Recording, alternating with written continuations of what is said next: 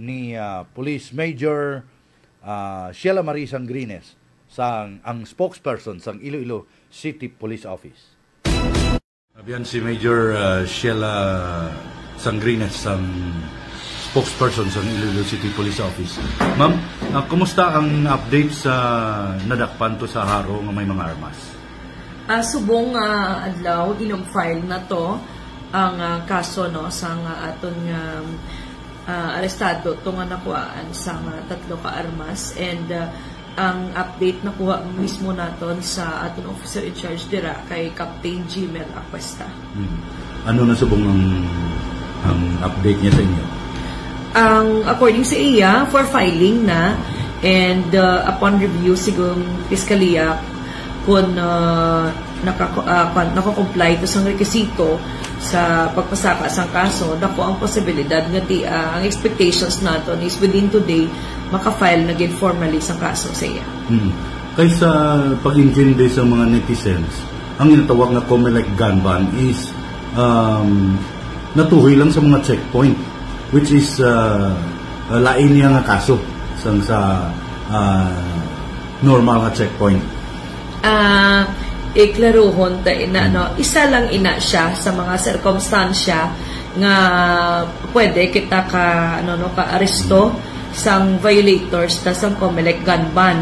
Magsiling kita nga election period nga maangot naton sa midterm election subong nagsugod January 12 hasta June 11, pananglitan nga maakuhaan kita no sang otoridad sang armas dira kaga pila pagid ka mga na-mentionar dira nga mag-constitute sang violation sang gun ban. Hindi lang man solely naka na siya no, naka tutok sa checkpoint lang. Pwede nga na-involve may insidente nga girespondihan ang kapulisan or any law enforcement operations nga pagresponde nila is nakuhaan sang armas no sa posisyon niya ang tawo. So luwas ang iya violation nga na-involve siya sa gamo, may separate pagid siya nga kaso nga pangatubangon, for example COMELEC gun ban. So masayt naton sa nga example is kung involved kita sa traffic accidents, shooting incident, stabbing incident, then pagresponde sang pulis is ara sa posisyon may gingamit kapag nga armas dira. So separate pagid ina nga violasyon or kaso nga pagatubangon nimo, or during man niya sang aton kahiwatan ka nga isina ko may gin-establish kita dira nga frisking area, screening area.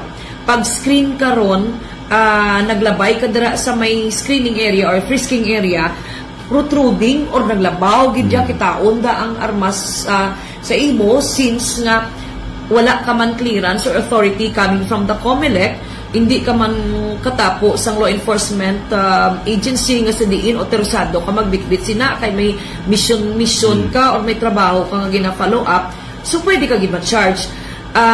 Even if ang imo nga armas is duly registered no, may nagkakaigo nga rehistro, pero bisan may PTC4 ka pa or permit to carry firearms outside residence, basta magsiling gani kita nga gun ban, COMELEC gun ban, temporaryo ina nga suspendido, region-wide, nationwide, kay ti ang eleksyon ta is national scope ini on a national level.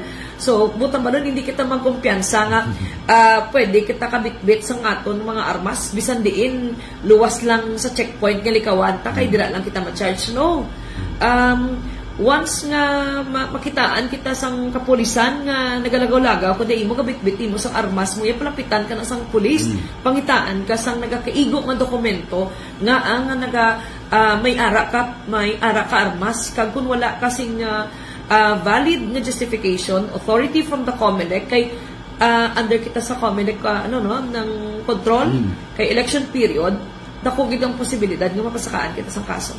Okay. So makadto kita sa implementation sang mga checkpoint. Ano gid oras actually nagsugod ang mga checkpoint sang Domingo nga adlaw? Effective 12/01 January 12 na ina, dira na siya nagsugod ang simultaneous nga COMELEC checkpoint naton. And sige-sige na ina, panugod lang ina, hasta sa June 11. Sa Butang Balon, may ara nakita sina nga mga scheduled nga mga checkpoint, ang iban sina ganit random checkpoint nga sanction sang COMELEC. So, Butang Balon, ang tutok sang kapulisan is mayor nga prioridad sina dira is ang implementation gidya sang COMELEC gun ban. So, anong purpose sina nga ang mga COMELEC gun ban kita para nga masiguro naton nga ang aton entire duration sang election malinong kag matawhay kag malikawanon mapunggan ang posible paggamit sang armas no para nga maghatag sang kalakasan no sa aton nga eleksyon. Kag gina-discourage kid naton inano even ang sabahin sa mga law enforcement agencies may mga rekisito ina para nga allowed kita or may authority kita magbitbit sang aton armas. So, lastly, ang imong mga palabot sa kapusan sa mga pumuliyo naton? Ang talatapan sang Iloilo City Police Office nagapanawagan kag nagaapilar sa tanan, especially sa mga gun holders naton, nga please bear with the pagsulundan sang COMELEC naton nga susubong tion under kita sang ang kapatuman kita sang COMELEC gun ban bisan may mga permit to carry firearms outside residence kita suspendido ina kaga mas maayo gid nga i-secure na lang nato ng aton nga mga armas kung may mga ara gid na kita.